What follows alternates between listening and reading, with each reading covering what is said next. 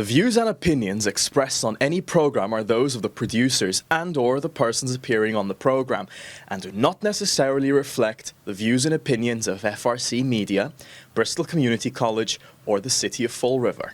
This week in FRCmedia News, dozens of residents share their frustrations over a proposed gas service rate hike by Liberty Utilities.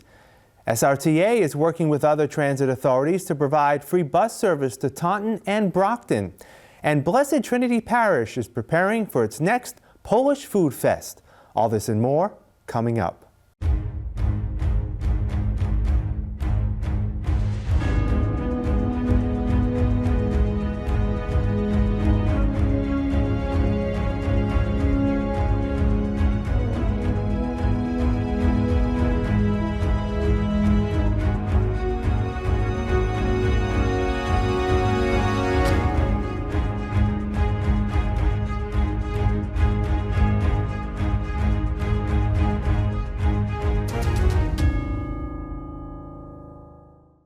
It's Thursday, October 16th, 2025. This is FRCmedia News. I'm Keith Tebow. The Massachusetts Department of Public Utilities, or DPU, held a public hearing in Fall River Tuesday night to seek comments on gas service rate increases proposed by Liberty Utilities. The proposed rate increases, if enacted, would raise monthly rates for the average residential heating customer 37%, or by $78.86. Non-heating residents would see their rates rise by $44.50 per month, an 80.9% increase. Commercial and industrial customers in Fall River would see hikes of between 19.2% and 49.7% a month, with smaller companies absorbing the largest percentage increase. Liberty is also proposing upgrades to its service, which would raise rates to upwards of 90% by 2030. If approved, the new rates would take effect on May 1st, 2026. No one testified in favor of the proposed rate increases. One of the interveners in the case is Citizens for Citizens Incorporated in Fall River, which administers a fuel assistance program that helps hundreds of low-income residents afford heat each winter. Executive Director Elizabeth Barabee says the increases, coupled with uncertainty around federal funding for the program, puts her clients in a dangerous situation. 73% of our CFC clients are either working, most living paycheck to paycheck, or elderly households living on fixed incomes. There is no extra money at the end of the month after paying for rent, food, medicine, car expenses, and utilities. Housing costs alone have skyrocketed, leaving people in the precarious situations, and families have to make tough decisions as to what bills to pay. Thankfully, our fuel assistance program helps cover part of the winter bills, but the federal funding is uncertain and in any event not enough to cover the entire amount, and clients are responsible to pay what our agencies cannot. With increases of 37% for heating in the Greater Fall River and North Attleboro areas and 60.6% in the Blackstone service area, it is unimaginable to us how our clients are to keep up with their Liberty utility bills. One by one, residents provided passionate testimony on how the proposed rate increases will negatively impact their families and others in the region. Here's a sampling of what they said. Fall River families are already struggling. Gas bills are higher, groceries are higher, rents are higher, and now Liberty wants to raise rents again, as if we're bottomless pockets for their profit. Let's be clear. It isn't about operational costs or infrastructure improvements. This is about greed, pure and simple. I'm a landlord. I have good tenants. 2 of my apartments, I pay for the gas. But if this goes up like this, I have no choice but to. I don't want to. I have, like I said, good tenants that have been living there 12 or more years. I don't want to raise their rents. You're asking my family for 37% more, but we are not earning 37% more in our wages. We have lost income as I am home with my son, and the price of everything is increasing. You're asking for more in the middle of a political and economic crisis in the United States. People are stretched thin as it is, and on top of that, we are scared. You need to bring down these percentages for residents. How much does your company distribute to shareholders quarterly? The rest of us get paychecks, and they go fast. The DPU is slated to decide on Liberty's rate proposal sometime next spring. In the meantime, Massachusetts Governor Maura Healey is asking regulators to do more to keep the cost of energy in check. I requested that our state regulator, the Department of Public Utilities, go through every line and every charge on gas and electric bills to identify any that can be removed, lowered, or adjusted. Every dollar has to be justified. If there isn't a real customer benefit there, it should come off the bill. This would be the first time the Department of Public Utilities has done something like this, but I believe it's absolutely necessary. I'm also requesting the DPU to carefully scrutinize the proposed utility rate increases that are before them right now. These rate hikes are unaffordable for people. I've also called on DPU to focus particularly on infrastructure costs. They should make sure that every dollar that utilities collect for infrastructure is necessary and that it's used as efficiently as possible. In an account first reported by the Herald News, a city school security guard last week filed a lawsuit against the Fall River Public Schools, alleging she was sexually harassed and faced retribution for reporting the accusation to school authorities. The plaintiff, Carla Cruz, is seeking $10 million in damages. Current school superintendent Tracy Curley, former superintendent Maria Ponce, former Human Resources Executive Director Thomas Coogan, Title IX Coordinator Brian Lally, and 3 security guards who worked with Ms. Cruz, Joseph Correa, Kyle Frazado, and Jordan Periquito, are named in the lawsuit. Ms. Cruz alleges the activities took place when she started working as a security guard at Durfee High School in 2021. She reported the instances of sexual harassment and inappropriate touching to school authorities who she said, quote, failed to take the necessary action. School committee member Kevin Aguiar called the incident unfortunate and laid responsibility for inaction on the school department and Mayor Paul Coogan. I do think that it needs to be investigated fully by an outside independent firm. The school committee's only role in that is making sure that we pay the money and allot the money for that, which the school committee's already done. So ultimately, we need an outside independent investigation. Any person, a worker, a student that has accusations of being harassed, but whether it's sexually or the like, or any other way, it needs to be addressed, and it needs to be addressed fully by our Human Resource Department, by our superintendent, and by our school committee in whatever role that we have. We cannot just keep on saying, oh, these things don't exist, and move on like the chairman wants to do. The mayor wants to continually deny that any issues go on in the school department, and he just wants to kick the can down the road and let it move on. Ultimately, if you're a victim of harassment, you deserve an answer. You deserve a full, thorough investigation no matter what it is, and I believe we're going to ultimately get that. It's very sad that it had to come to a lawsuit of $10 million, but ultimately this is forcing the hand of the mayor to finally act and the school department to finally act. We're 3 weeks away from the November 4th municipal election. The elections office has mailed out the absentee and vote-by-mail ballots this week. Voters should receive those soon. Completed ballots must be returned to the elections office by 8 p.m. on Election Day, November 4th. Our coverage of Election 2025 continues tonight, right after this telecast, as we host 2 forums featuring the candidates running for City Council, the first beginning at 6 p.m. and the second at 8 p.m. Watch live on Channel 95, Facebook, and YouTube. Then on Tuesday, October 21st, we'll host incumbent Mayor Paul Coogan and challenger Gabriel Boomer Amaral for a mayoral debate beginning at 6:30 p.m. To get you ready for Election Day, you can watch all the candidate forums and see other videos with the candidates on our special Election 2025 webpage, frmedia.org/election2025. The Southeastern Regional Transit Authority, SRTA, which provides public bus service in Fall River and New Bedford, is partnering with its colleagues in Taunton and Brockton to pilot a service linking the 3 communities. The Gateway Link service departs from Fall River Bus Terminal and Bristol Community College with stops in Taunton and Brockton through an interoperability agreement among SRTA, the Greater Attleboro Taunton Transit Authority, GATRA, and the Brockton Area Transit, or BAT.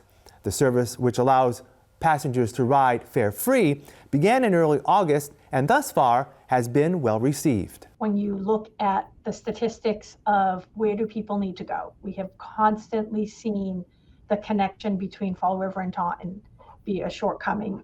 We had no way to get them between the two RTAs. Those are pretty hard lines in the sand, unfortunately. We knew there was a need, but it is always so incredible once you see that validated. So in the month of August, we had 1,067 riders, and I just got September's results today. And in September, we moved 1,196 people. So the people are showing us that what we anecdotally thought to be true is actually a need that we're filling. Ms. Defaria says the current schedule thus far is exclusively on weekdays. What we were looking at is we needed to be realistic about the timing that we could do to make these connections happen. And we had to focus on what we knew was the immediate need. So we identified Monday through Friday, and right now we run from starting at 6 a.m. and we run until about 6:30 p.m. And that was the initial starting area of what we had identified as this is when people need to get there. This is when the schools are open. This is when the hospitals are open. And this is when most businesses are open. I think what we needed to see was kind of, if we did this service and we set it up, how was the response? Were there times when there was less ridership? And then we can reevaluate and readjust. But you don't want to put a lot of service out on the road and then not be able to tell if it's working or not. So we kind of went with a more consolidated 12-hour time frame, and let's look at where are we really seeing ridership and does Monday through Friday work. SRTA Administrator Eric Russo says the Gateway Link expands upon what is already a robust public transportation service across the South Coast. Connectivity across the South Coast in particular is something that's always top of mind for folks around here. We do have express service running between New Bedford and Fall River, but there's always been that gap of, how do we get to Taunton? If I have jury duty and I have to go to Taunton, how do I get there, or vice versa? We are one big county. There are some overlapping services that people need to access, and it just makes sense. And so now with this connection between Fall River and Taunton and Brockton, we also have connectivity to Providence. As I mentioned, the express service coming in from New Bedford, and you can actually go south into Newport. Fall River is really becoming a bit of a central hub to be able to connect to places you need to go. The pilot program is being funded through early next August by funds from the state's millionaires tax fair share amendment. It's hoped that if successful, the service could become part of the Transit Authority's future. I would say based on initial ridership data, we will work very hard. We've already put in for some additional funding. I would like to see another year where we can tweak the schedule, right? Does maybe going a little bit later at night work, or do we want to look at adding a Saturday? Does that make sense for people? And another year would kind of give us that buffer to do it. And then I think it's a very serious conversation between the three RTAs as to if we see a value in this, and we can maybe not get as much funding, but we can get some funding towards it.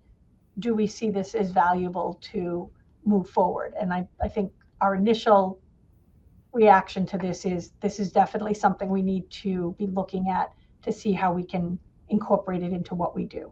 October through March is generally considered the period when the onset of seasonal respiratory illnesses such as the flu, COVID, and respiratory syncytial virus, or RSV, is most prevalent. Local doctors' offices and health centers are preparing to treat this year's outbreak. Health First Family Care Center has already begun treating cases of COVID and the seasonal flu.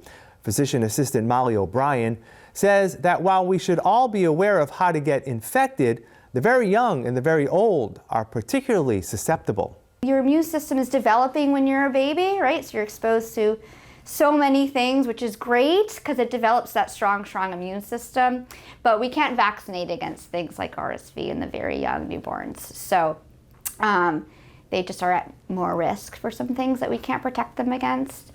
And then as we age, all bodily parts age, and that includes our immune system. So as you do get older, your immune system isn't as strong or robust as it is when you're a kid.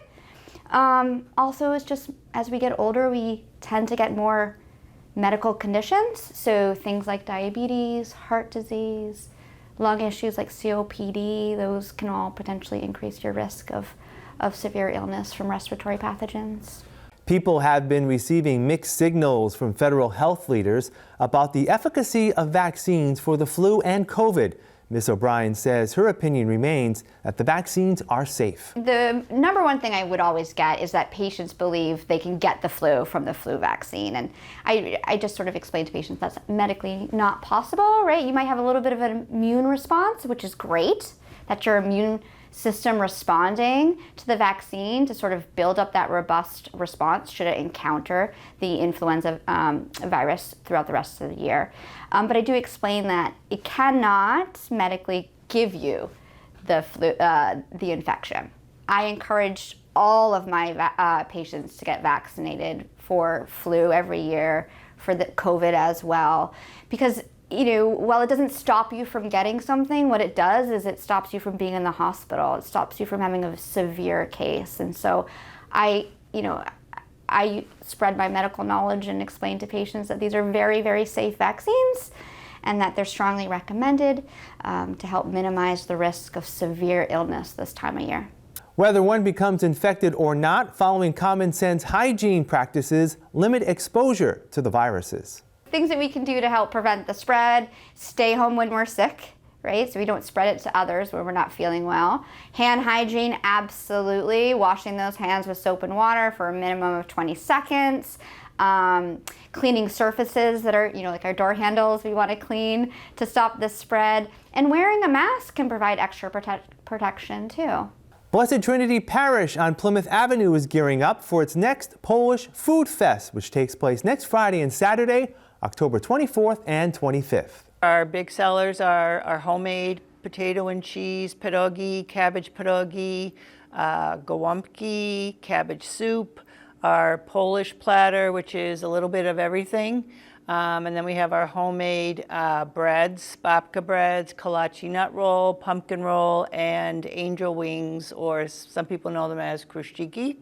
And then also, so those are all cold to go. We also have hot foods will be available, so people can order, come in and take out hot pierogi, gołąbki, kielbasa sandwiches to go. People can pre-order. There is a form on the Blessed Trinity PNCC Facebook page.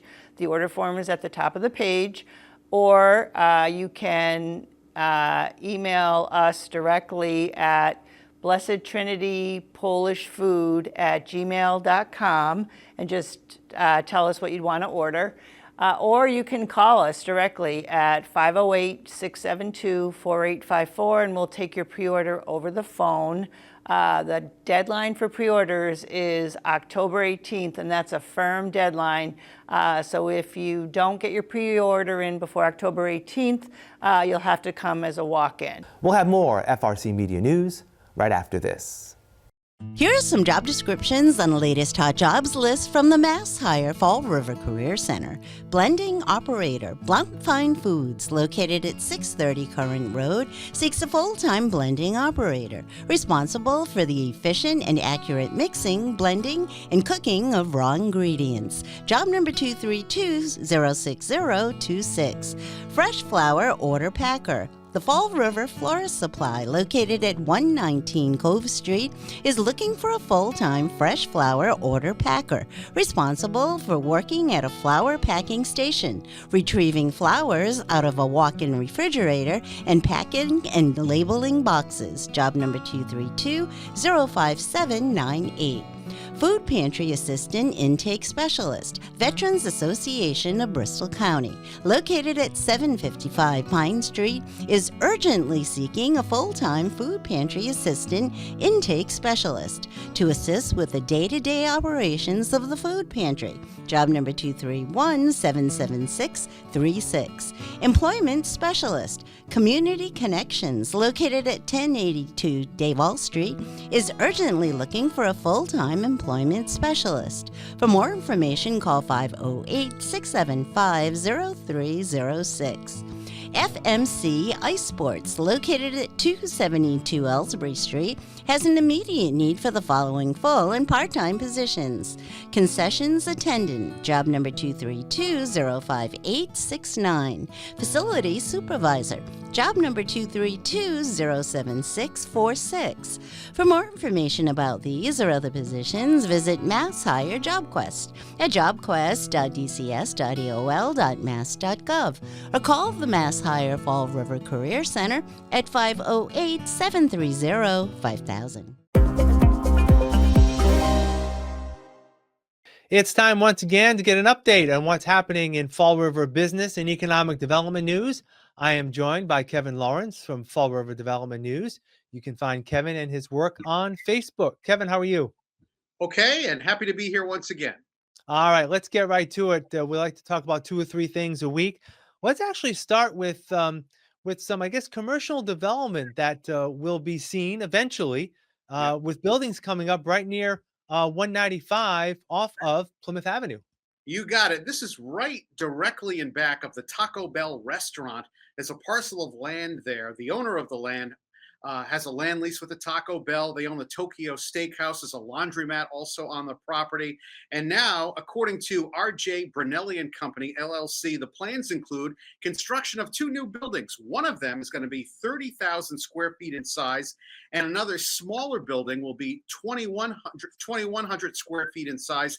And like I said, this is going to be directly behind the Taco Bell. It's a wooded area right now. And they're planning to do maybe in the smaller building a fast food quick service restaurant. And as far as the 30,000 square foot building, they're marketing it as maybe possibly a hotel, which would be adjacent to the highway. Wow, well, very interesting. How did you find out about this? This is off of loopnet.com. They posted an ad that they're leasing this space. They're looking to get a hotel in there for the larger building, and the smaller building, they're looking to have maybe a quick service fast food restaurant take up the 2,100 square foot space. Wow, pretty interesting if that were to come to fruition. Again, be more activity in that neighborhood. Again, easy access off the highway, and be interesting to see what happens as we move forward. All right, next up is actually some work being done on one of Fall River's mills near that same neighborhood, not that far away, off Quikasham Street. The Quikasham Mill is getting some work. Yeah, this is at 418 Quikasham Street. It's a historic mill. It's 2 stories. It's adjacent to the Curtin Lofts, which they did a beautiful job redoing that mill. That was a nice market rate mill conversion. This is primarily a commercial mill. There's businesses inside this mill. It's 2 stories. And the nice thing is they're looking to replace all 54 windows in the building. So that's going to really improve the aesthetics of the property.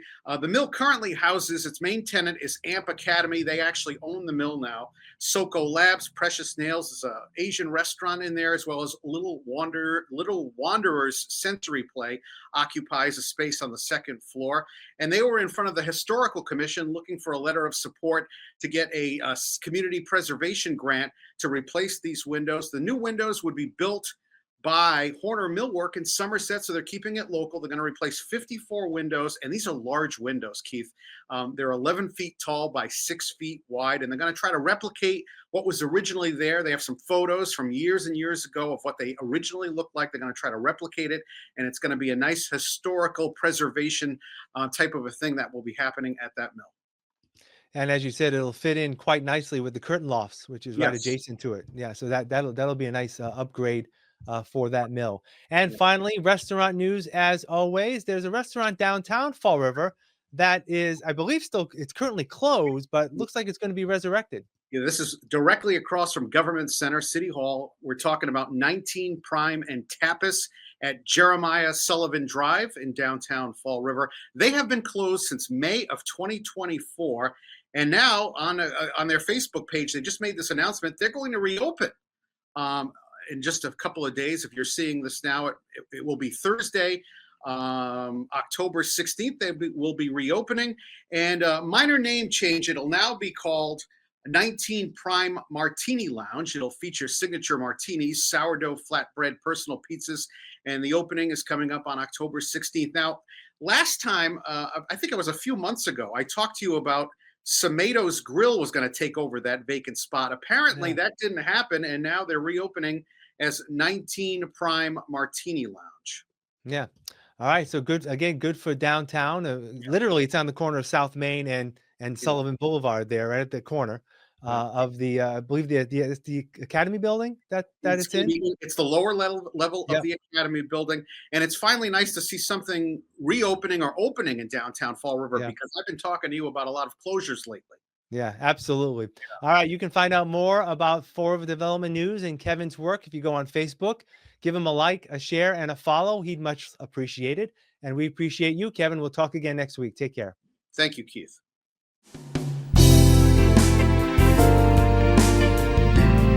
Welcome to Hot Dogs and Cool Cats. Today we are showing you Messina here.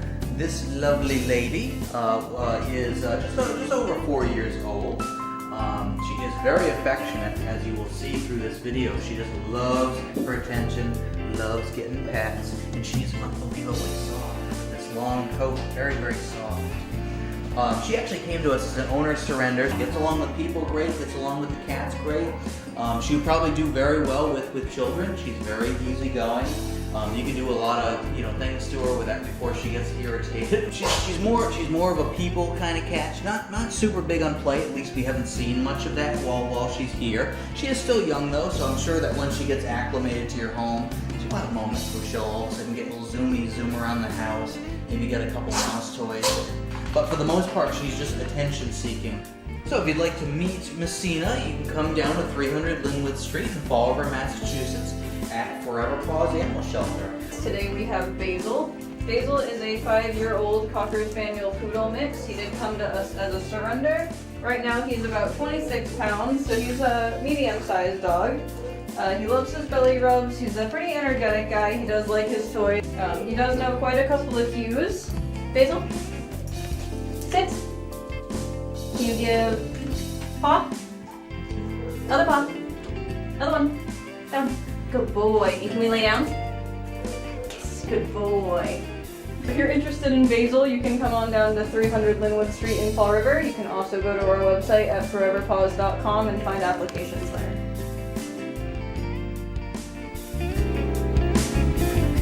That's all for this edition of FRC Media News. Please visit our website, frmedia.org, for more local news and information. FRC Media News airs Thursdays at 6 p.m. and Fridays at 5:30 p.m. Stay tuned, as right after this telecast, we'll be providing live coverage of 2 City Council forums heading into the November 4th municipal election. For all of us here at FRC Media News, I'm Keith Tebow. Have a great weekend. We'll see you next Thursday.